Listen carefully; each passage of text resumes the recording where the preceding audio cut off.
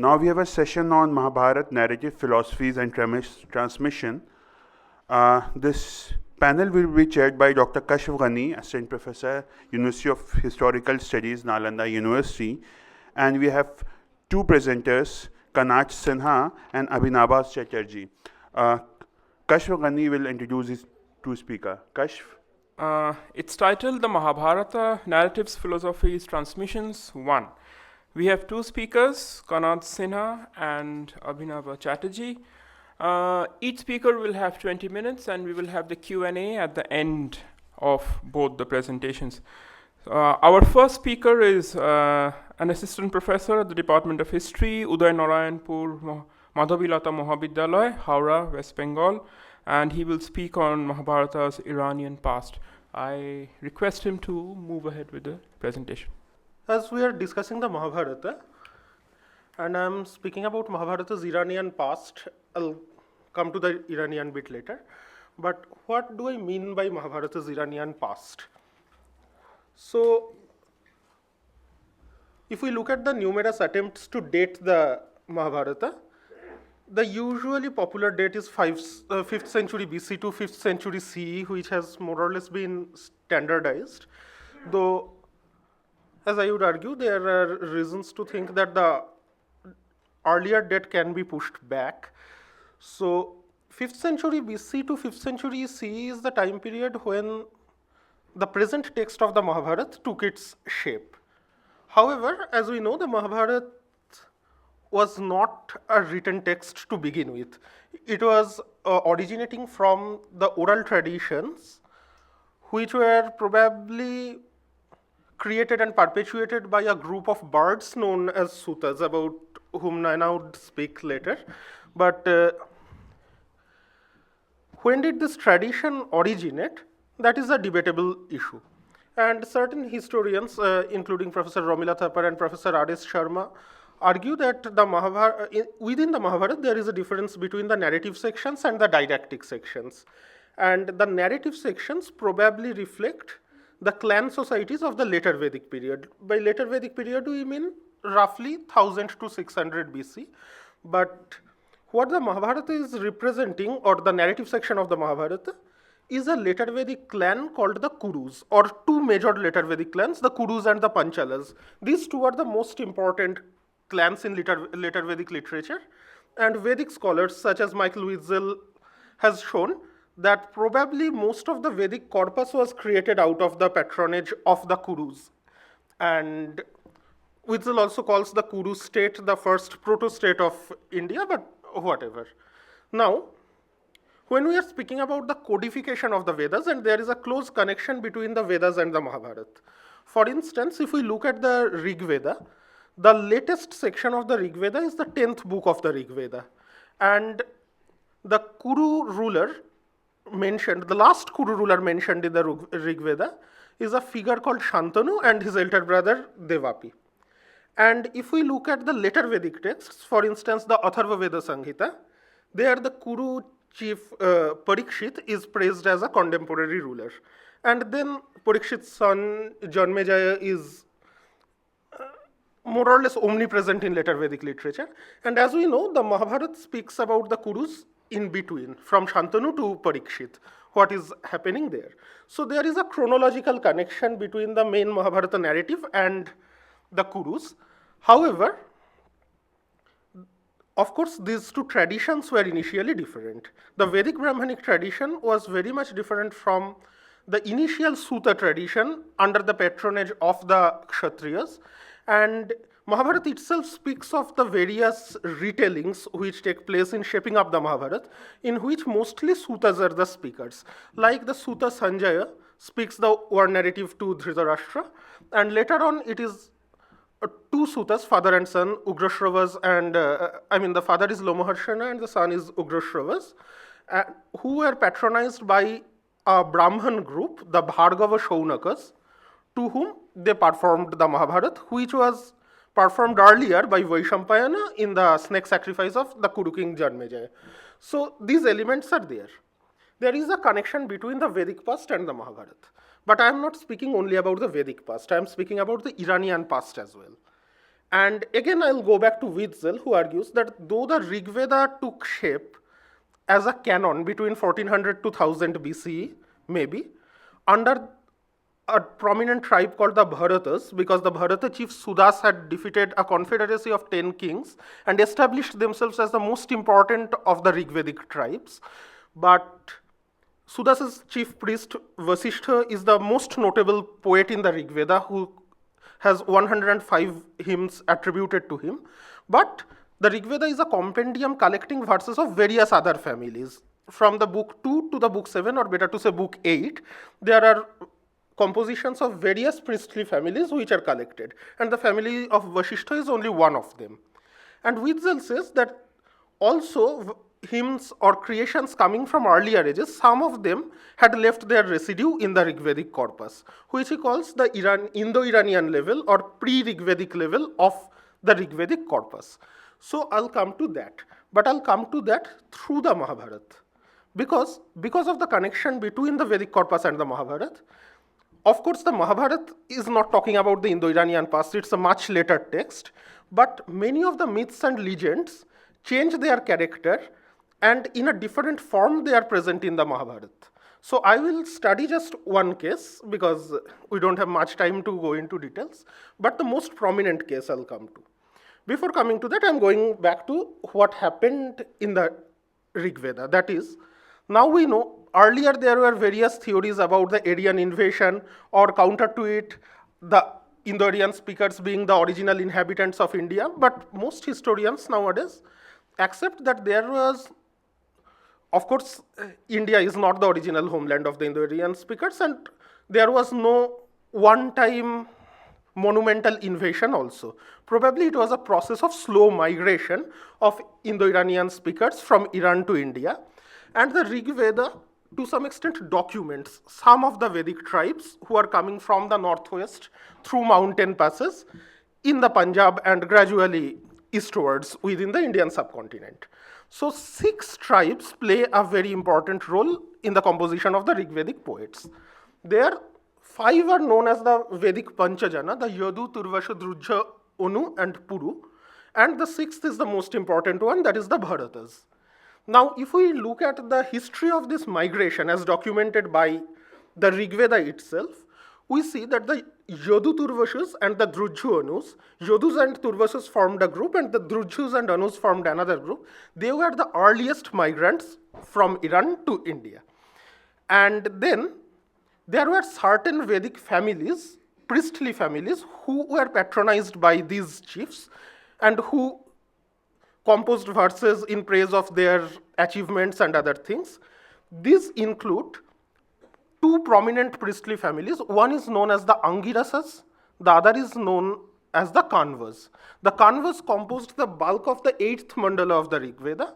The Angirasas have 2 books of the Rig Veda attributed to them. One is the 4th mandala, the mandala of the Vamadevas. The other is the 6th mandala, that is the mandala of the Bharadvajas. And in all these books, we see stray references to these 4 tribes, how they are entering the subcontinent, how they are defeating the Dasas and Dasus and establishing themselves. The next wave of migration is of 2 other tribes, the Bharatas and the Purus, who are of course more important in the Mahabharata context. And the Bharatas and Purus are together called the Ayus in the Rig Veda. They are led by 2 chiefs. The Bharata chief is Divodasa and the Puru chief is Kutsa. And there is a long struggle with a Dasa chief called Shambara, who is defeated after 40 years, after which Bharatas and Purus enter here. They are not welcomed by the Yadu Turvashas. There is another battle, and the Turvasha chief Turvayano defeat them, but they are resilient, they advance. And finally, there is a priestly problem. The initial Bharata priest was Vishamitra, who is dismissed in favor of Vasishtha.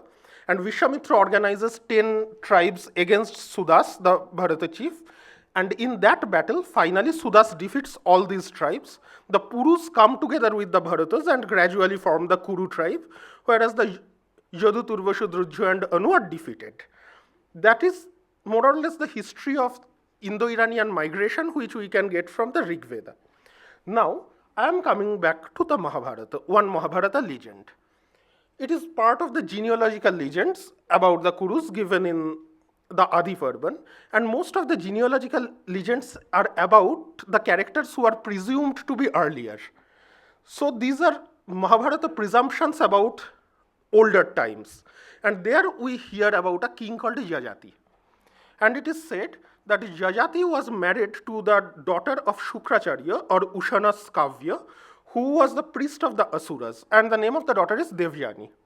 But later on, Yajati marries another person, the daughter of the Asura king Vrishaparvan, who is Sharmishtha. So Yajati and Devyani have two sons, Yadu and Turvasha. And Yajati and Sharmishtha has three sons, Drujju, Anu, and Puru. Now, when this is found out, Shukracharya curses Yajati of Jara, which probably signifies impotence here. And it is said that if any of his sons exchange the Jara with him, then Yajati can enjoy his youth. And the first four sons refuse, Puru accepts, and Puru is accepted, others are driven out of the kingdom.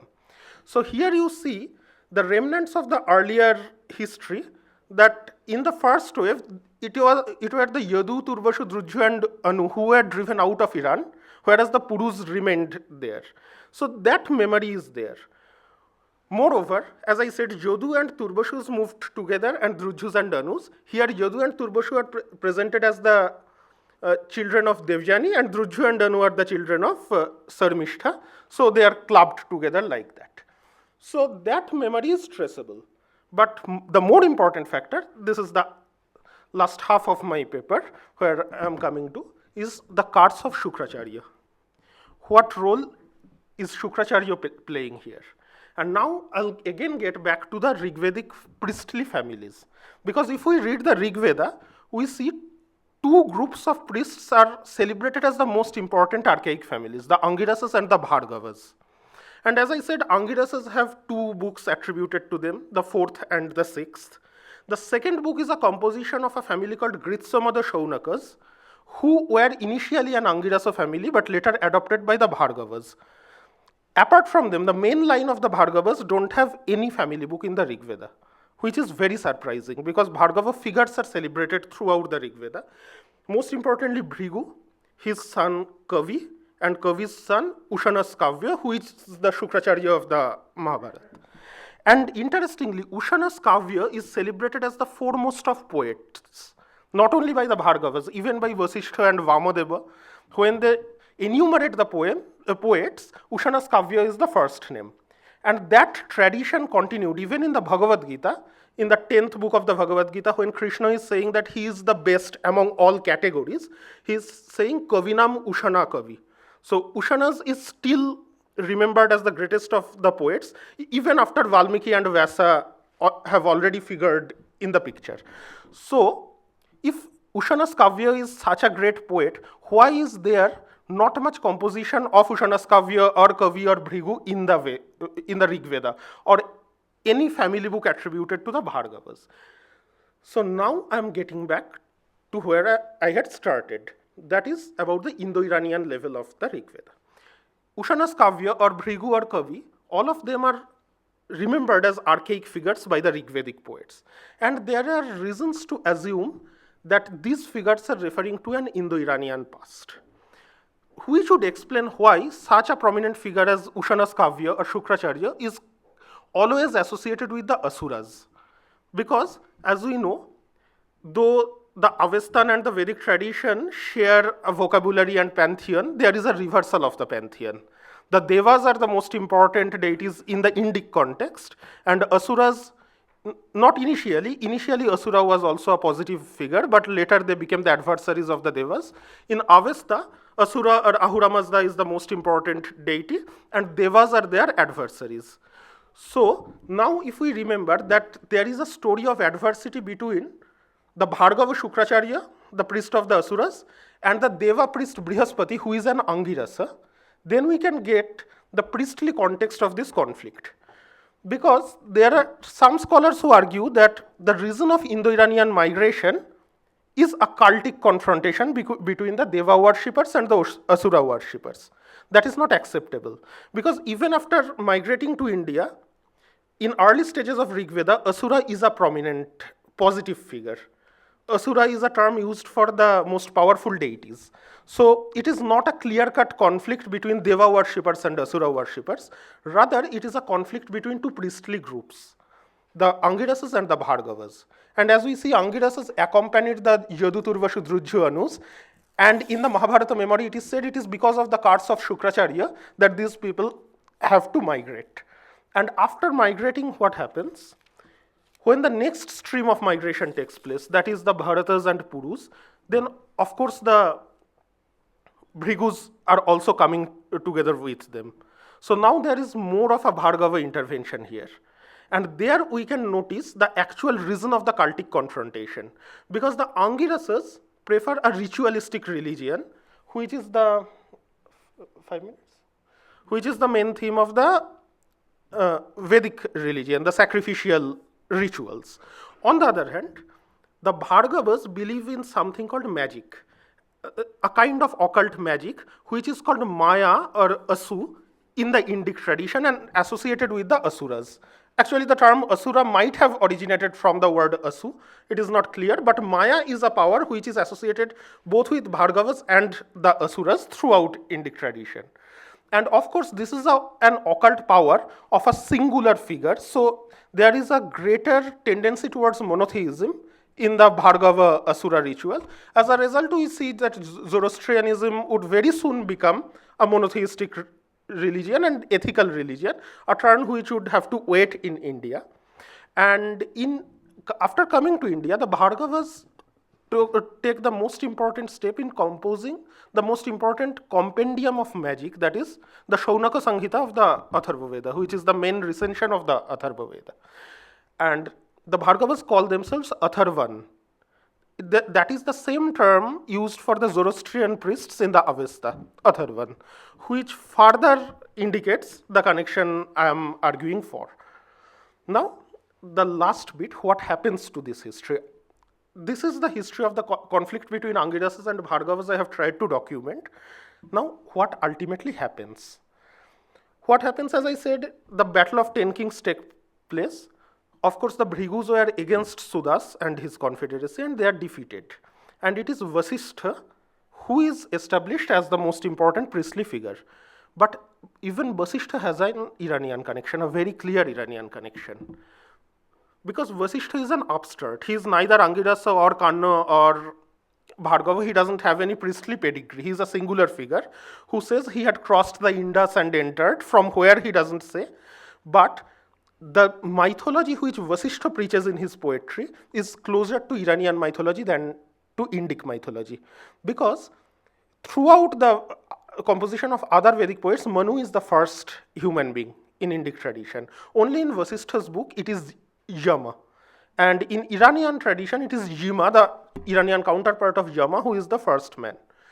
Even more, when Vasishtha abuses Vishwamitra in his hymns, he says that I am the harbinger of truth and righteousness. These are not very popular ideas in Rig Veda. But Vasishtha always speaks for truth and righteousness and calls his opponents the worshippers of falsehood, Anrita Deva. So, in Iranian tradition, Ahura Mazda is associated with 4 spiritual forces called Ameshas Pentas. One of them is the custodian of truth and righteousness called Vahista. And Vahista is the Iranian equivalent of Vasishtha. So probably this is again an Iranian migrant who settles down and becomes the most important Rigvedic priest. And what does Vasishtha do?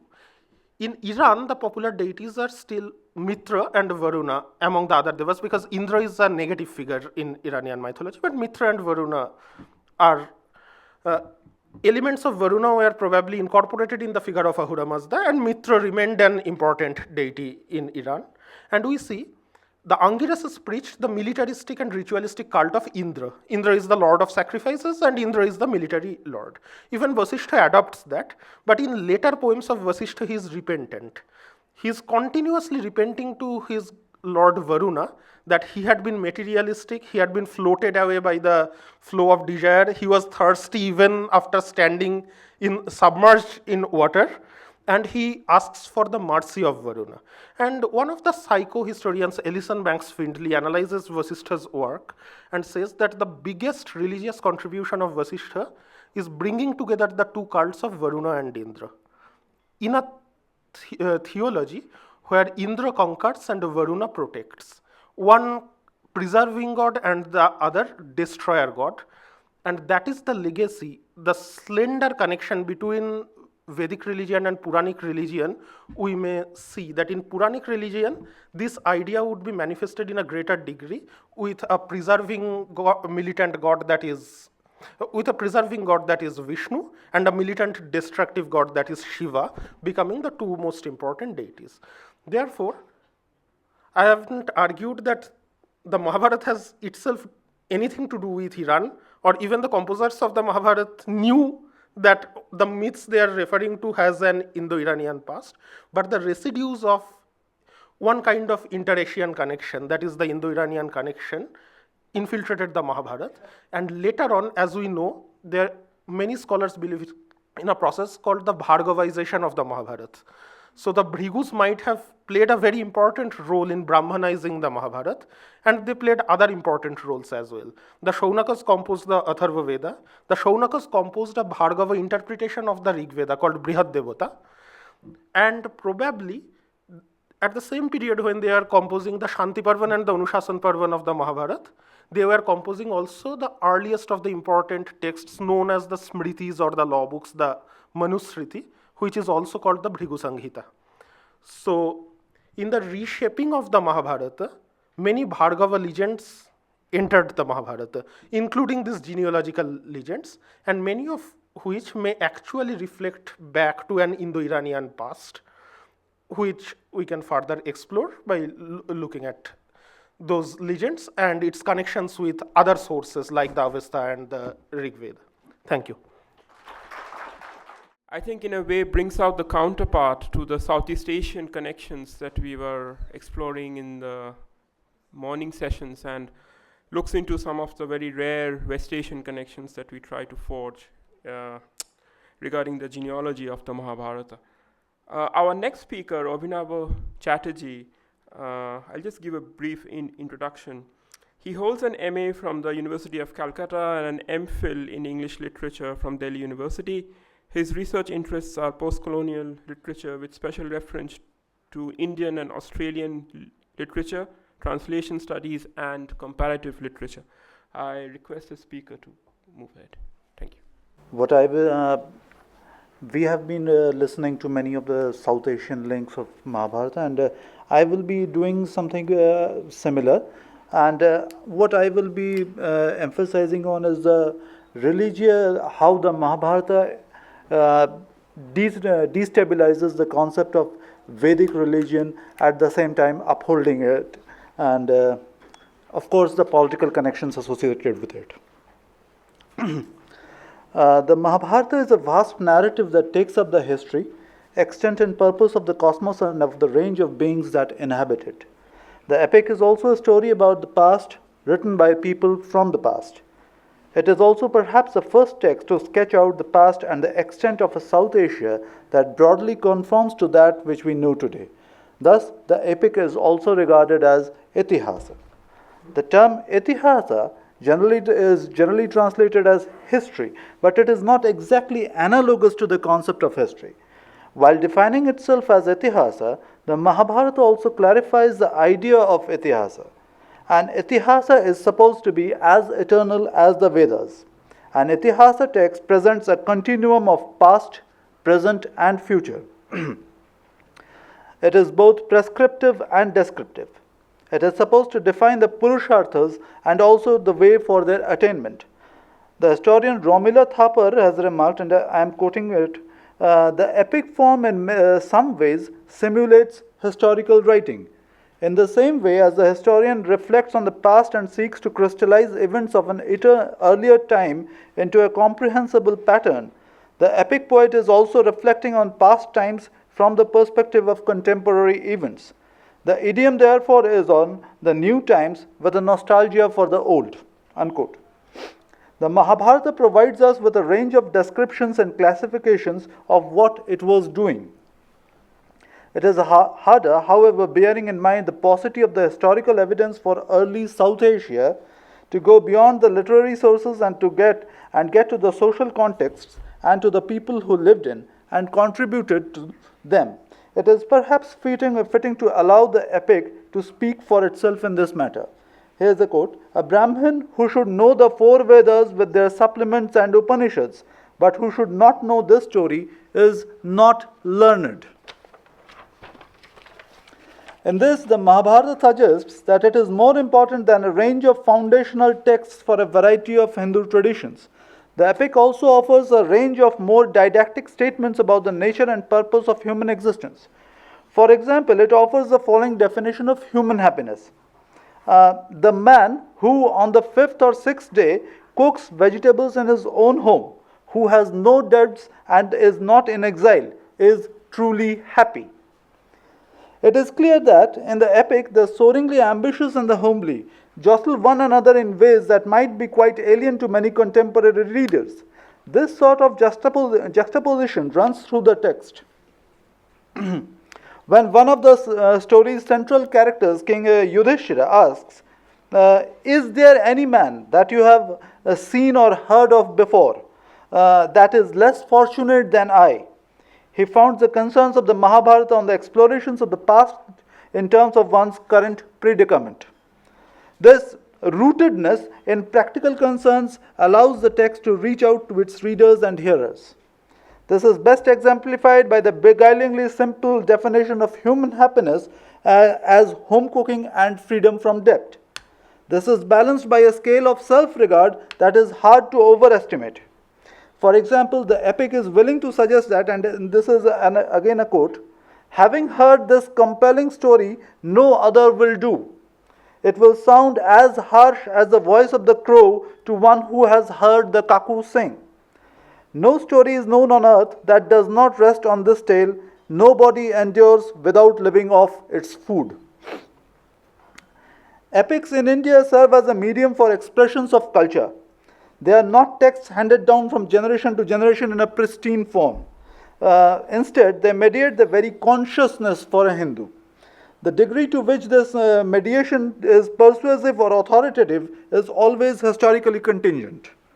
The idea that certain modes of expression, such as narrative, have specific limitation and capacities, and perhaps even relate to certain features of human cognitive process, is far more a matter of what is universal for humanity.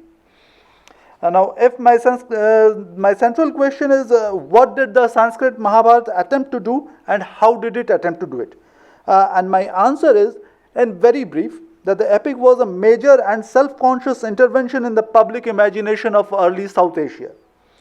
This intervention relates to issues of cultural power that are connected both to earlier and contemporary religious ideologies and to processes of state formation and change in the pre-common and early common era in that region.